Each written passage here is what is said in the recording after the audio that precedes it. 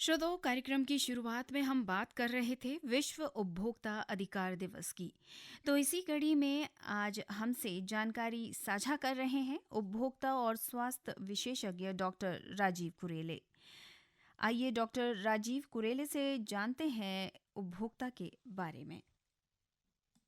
नमस्ते माद्री जी। उपभोक्ता जब भी हम परचेज करते हैं या किसी सर्विस को हायर करते हैं और कोई भी कीमत चुकाते हैं, तो और कीमत चुकाने के बाद उस उत्पाद की क्वालिटी से या उस सर्विस की क्वालिटी से जब हम संतुष्ट हो जाते हैं, तब उपभोक्ता कहलाता है। यानी कि कंज्यूम करना और संतुष्टि दो टर्म है उपभोक्ताओं के अंदर, लेकिन हमारा जो संगठन है वो और इससे ऊपर ग्राहक पे तरजीह देता है। ग्राहक मतलब होता है कि जो उसको सस्टेनेबल तरीके से यूज करना, उसको अपने इकोनॉमिक्स के हिसाब से यूज करना, अपने देश की तरक्की के लिए उस उत्पाद को यूज करना और उसको संसाधित तरीके से, उसको मर्यादित तरीके से, उसको रेगुलेट करके यूज करना। तो ग्राहक जो है वाइड टर्म है और ग्राहक जो है किसी भी अर्थव्यवस्था का राजा माना गया है, क्योंकि अर्थव्यवस्था चल रही है तो कंज्यूमर के कारण चल रही है और कंज्यूमर ही किसी भी सप्लाई चेन के लिए एक बेसिक फैक्टर है। जो भी अर्थव्यवस्था है वो कंज्यूमर के हिसाब से ही बनाई जाती है और कंज्यूमर की संतुष्टि ही उसका अल्टीमेट ऑब्जेक्ट होता है। जी, आज के समय में जब सब चीज ऑनलाइन और ऑफलाइन उपभोक्ता खरीद रहा है, तो ऐसे में उपभोक्ता के क्या-क्या अधिकार हैं? मैम, कंज्यूमर प्रोटेक्शन एक्ट 1986 में भारत सरकार के द्वारा बनाया गया। कई सारे अधिकार उस समय दिए गए, जिनको कि 6 right of consumer protection act कहते हैं। तो पहला अधिकार होता है इसमें सुरक्षा का अधिकार। किसी भी उत्पाद को लेने से पहले वो पूरी तरह से हमारे लिए सुरक्षित है, उसका कोई हमारे शरीर पर या हमारे एनवायरनमेंट में कोई विपरीत प्रभाव नहीं है और उससे जो है शारीरिक मानसिक रूप से हम सेफ हैं। तो ये पहला राइट है। अगर कोई भी कंज्यूमर इस राइट के तहत अगर कभी भी कोई समस्या है तो अपना कंपेंसेशन या अपना जो भी हर्जाना है उसको ले सकता है।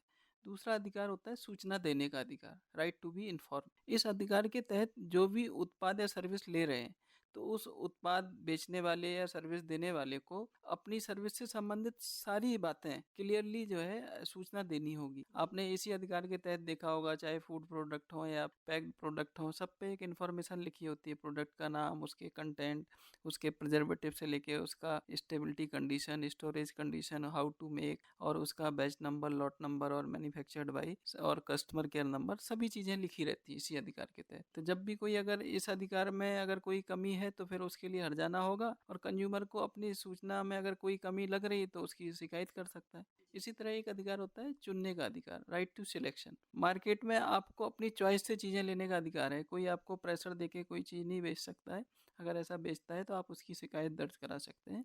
इसी तरह आता है राइट टू रिडर्सल, निवारण करने का अधिकार। अगर आपकी कोई समस्या है तो आपका जो है उसकी सुनवाई का अधिकार है। इसको राइट टू हेयरिंग भी कहा गया। जब आपकी कंपेंसेशन सुना जाएगा तो उसमें जो आपको नुकसान हुआ शारीरिक या मानसिक, उसके लिए आप दावा कर सकते हैं। इसी तरह एक राइट और है उपभोक्ता शिक्षा का अधिकार, राइट टू अवेयरनेस। आपको जो है चीज़ों के बारे में जागरूक करा जाए कि इस उत्पाद से कितना लाभ है, कितनी हानि है और कौन कौन से अच्छे प्रोडक्ट हैं। ए टू जेड सारी जो सूचना रहे और जो है उपभोक्ता संरक्षण के जो कानून है वो भी लोगों को जागरूक रहें, उनसे अवेयर हों और जागरण हो, प्रबोधन हो। तो इसी नाते से इसी अधिकार के तहत हम जो है विभिन्न कार्यक्रम करते हैं और लोगों को हम अवेयर करते हैं।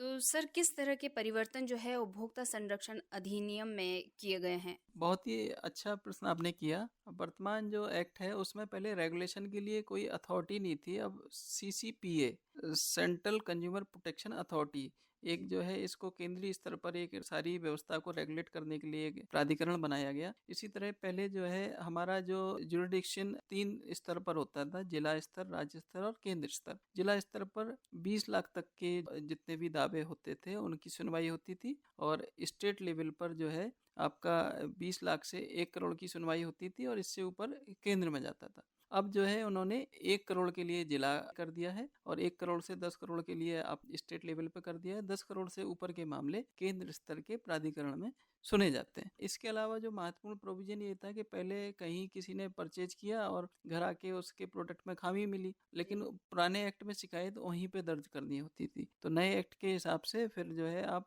कंज्यूमर या उपभोक्ता जिस क्षेत्र में निवास कर रहा है वहां से अपनी शिकायत को दर्ज कर सकता है। इसी तरह पुराने प्रोविजन में ई कॉमर्स नहीं था, ऑनलाइन बिजनेस नहीं था, ट्रांजेक्शन ये सब नहीं थे। तो ऑनलाइन जितने भी जो ई कॉमर्स है इंटरनेट के माध्यम से या वेबसाइट के माध्यम से जो भी परचेज है, वो भी इस दायरे में सारे के सारे कानून लागू कर दिए गए।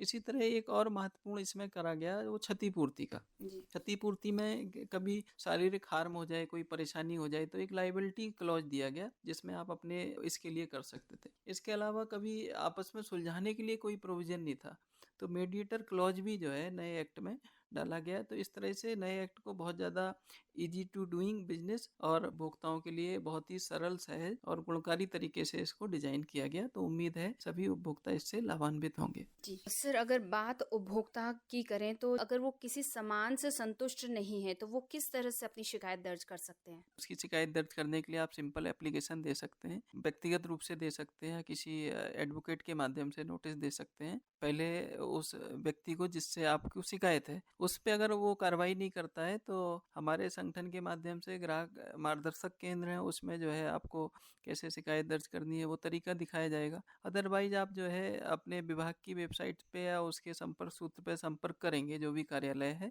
तो वहाँ पे आपको एक फॉर्मेट या उसके पत्रक मिल जाएंगे जिस पर आप अपनी सूचना या शिकायत दर्ज कर सकते हैं। कस्टमर्स को किन किन चीज़ों का ख्याल रखना चाहिए जब वो किसी सामान को खरीदते हैं? भारत सरकार निरंतर प्रयास कर रही है और जागो ग्राहक जागो एक बहुत ही सशक्त माध्यम से कैंपेन चलाया जा रहा है जागरूकता के लिए। तो एक थंब रूल ये है कि आपने जो भी आप पे कर रहे हो उसमें आपने बिल जरूर लेना, चाहे वो प्रोडक्ट हो या सर्विस हो। जब तक अनलेस अनटिल आप उसके बिल को प्राप्त नहीं करेंगे, उसके इनवाइस को प्राप्त नहीं करेंगे, तब भी आपके कोई भी राइट प्रोटेक्ट नहीं होते हैं। सर, विश्व उपभोक्ता दिवस पर इतनी महत्वपूर्ण जानकारी आपने दी, इसके लिए और आप हमारे कार्यक्रम में आए इसके लिए आपका बहुत बहुत शुक्रिया। माधुरी जी धन्यवाद। मैं आकाशवाणी देहरादून का मैं आभार व्यक्त करता हूँ। धन्यवाद। श्रोताओं, ये थे उपभोक्ता और स्वास्थ्य विशेषज्ञ डॉक्टर राजीव कुरेले। उम्मीद है श्रोताओं आप सभी को अपने अधिकारों को जानने का मौका मिला होगा।